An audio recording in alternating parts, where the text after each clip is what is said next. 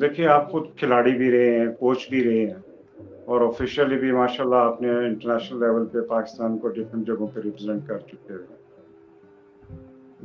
آپ سمجھتے ہیں کہ اس پالیسی میں جو بیسک سٹیک ہولڈرز ہیں، کھلاڑی، کوچ، آفیشلز، ان کی ٹریننگ اور اس کے علاوہ کوئی سے اس حد تک وہ جو آپ نے شروع میں ذکر کیا کہ انسینٹیوز نہیں دیے گئے، ریوارڈز کا کہیں ذکر نہیں ہے، تو یہ کیا آپ رائے دیتے ہیں کہ اس کیا اس پالیسی سے ان لوگوں کو کوئی فائدہ ہوگا یا کوئی چینج آئے گی اس میں کہ لوگوں کو انٹرسٹ ڈیولپ ہوگا کہ کھلاڑی بچے ماں باپ کہیں گے کہ میرا بیٹا کھیلنا شروع کرے یا بیٹی کھیلنی شروع کرے، تو اس طرح کا سسٹم ہوگا؟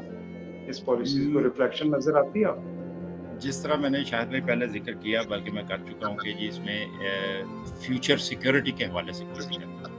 جی جی تو جب تک آپ لوگوں کے فیوچر کو سیکیور نہیں کریں گے، ان کے لیے اس طرح کا انسینٹیو نہیں رکھیں گے کہ ایک کھلاڑی جس میں پوٹینشیل ہے اور وہ اپنا وہ ٹائم سیکریفائز کر دیتا ہے اس چیز کو حاصل کرنے کے لیے اور ایٹ دی اینڈ وہ حاصل کر لیتے ہیں، ٹھیک ہے، لیکن جو ہی وہ ریٹائر ہوتا ہے اس کے بعد اس کے پاس اس کے لیے کچھ نہیں ہوتا، کیونکہ اس کے جو کلاس فیلوز تھے جب وہ یہ سارا پاکستان کا جھنڈا بلند کرنے کے لیے ایفرٹ کر رہا تھا، وہ لوگ کسی اور شعبے میں ایفرٹ کر رہے تھے۔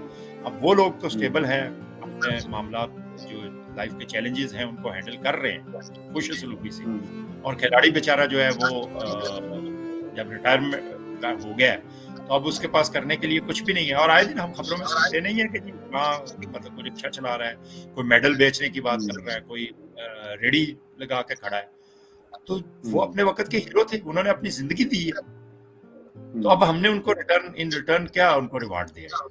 دنیا میں تو جو اپنی نیشن کے لیے اپنی قوم کے لیے کچھ اچیو کرتے ہیں وہ تو ان کو سر کا خطاب دیتے ہیں، ان کے لیے انسینٹیوز رکھتے ہیں، ان کی جو ایکسپرٹی ہوتی ہے ان کو یوٹیلائز کرتے ہیں فار دا فیوچر جنریشن، نئے آنے والوں کو جو کچھ آپ نے اتنی ایفرٹ کر کے سیکھا ہے اب یہ آپ سکھائیں، یہ آپ کا آنریریم ہے، یہ آپ کی سیلری ہے، یہ آپ کی جاب ہے، یہ آپ کا آفس ہے، یہ آپ کی ذمہ داری ہے، جو آپ کی ذمہ داری ہے وہ ہمارے ذمہ ہے۔ ہمیں تو اسی طرح ہم نے دیکھا ہوتا ہے، اور پھر ان کے وہ سٹینڈرڈ بھی امپروو رہتے ہیں۔ ہمارے ہاں تو بائی چانس اگر کوئی کھلاڑی پرفارم اگر کر لیتا ہے، اس میں اللہ نے مگر خدا داد صلاحیتیں دی ہوئی ہیں، پوٹینشیل اس میں ہے، without federations and governmental support وہ پرفارم کر جاتا ہے، اس وقت تک تو اس کھلاڑی کی اور اس فیڈریشن کی وہ بلے بلے ہو جاتی ہے۔ لیکن واٹ از نیکسٹ؟ جب وہ ریٹائر ہو جائے گا تو اس کے بعد اس کا کون پسانے حال ہوگا، وہ کیا کرے گا، اس کے لیے وے فارورڈ کیا ہے؟ اس پالیسی میں وہ ذکر ہونا چاہیے تھا۔ You are absolutely right. Tariq بھائی، اس پالیسی کا فریم ورک شاید اللہ کرے کہ انہوں نے کچھ بنایا ہو، لیکن اس پہ ابھی بہت زیادہ کام کی ضرورت ہے، جس میں جو ہائی لائٹرز انہوں نے بھیجے ہیں اگر اس پہ کوئی کام ہوا، کیونکہ میں تو ہر جگہ پہ کوشش کر بیٹھا ہوں، مجھے ابھی تک پالیسی کا فائنل ڈرافٹ نہیں مل رہا، نہ سپورٹس بورڈ والے کہتے ہیں کہ ابھی ہمارے پاس آیا نہیں ہے، آئی پی سی کے ہر اس بندے سے جو ڈائریکٹلی انوالو تھا وہ لوگ بھی اس سے انکاری ہیں۔ اینی ہو، جیسے ہی آتا ہے پھر ہم لوگ اس پہ مزید ڈسکس بھی کر سکیں گے کہ ادھر یہ جو مجھے تو سب سے بڑا یہ ہے کہ یہ باتیں جو ہے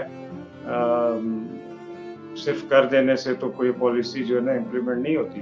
ہم 2005 کی پالیسی ابھی تک اس میں سے کوئی ایک چیز بھی امپلیمنٹ ہوئی ہو تو مجھے بتائیے، کوئی ایک چیز بھی جو پراپرلی جو لکھا گیا اس کے مطابق ہوئی ہو، اور پھر اتنا نیگلیکٹ کیا گیا کہ اب تک جو ہے نا ہمیں بہت زیادہ امپرووائز کر کے کچھ چیزیں دینی چاہیے تھی ماڈرن ورلڈ کے ساتھ مل کے، لیکن شاید بھائی مجھے بس یہ ایسے ہی لگتا ہے کہ اٹس اے وش لسٹ، اور وہ تو ظاہری بات ہے، اس میں تو کوئی دوسری رائے نہیں ہے کہ it may be a wish list definitely, and without action document it is nothing. جب تک اس کے اوپر ایکشن نہیں ہوگا، صرف policy without action is just a document.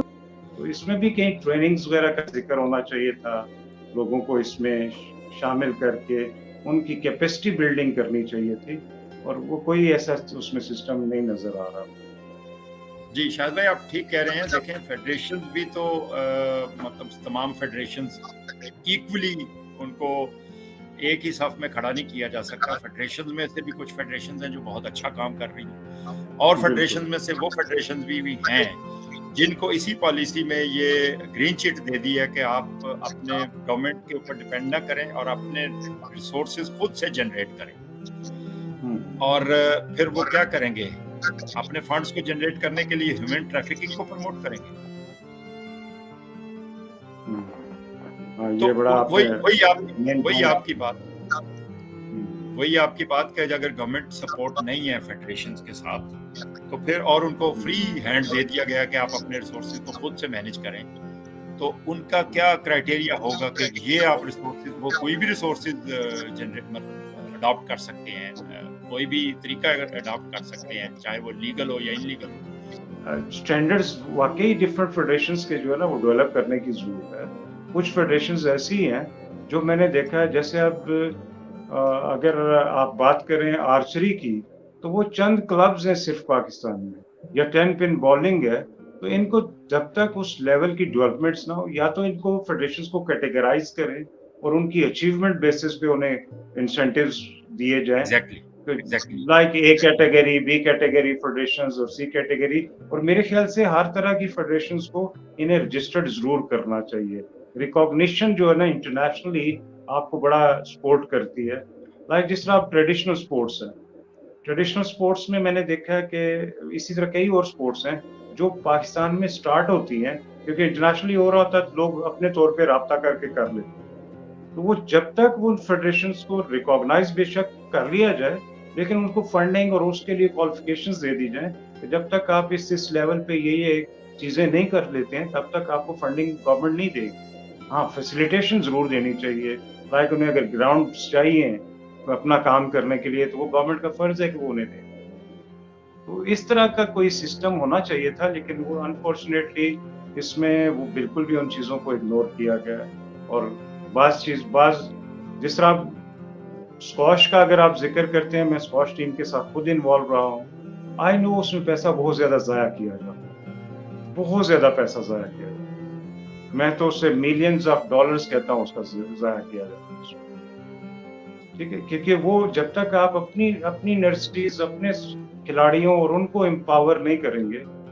اس سے پہلے کہ میں طارق بھائی سے فائنل ریمارکس لوں, میں چاہوں گا کہ سننے والے ہمارے اس چینل کو سبسکرائب ضرور کریں, شیئر کریں, کیونکہ یہ ایک امپورٹنٹ ڈاکومنٹ ہے جو لوگوں تک پہنچنا چاہیے.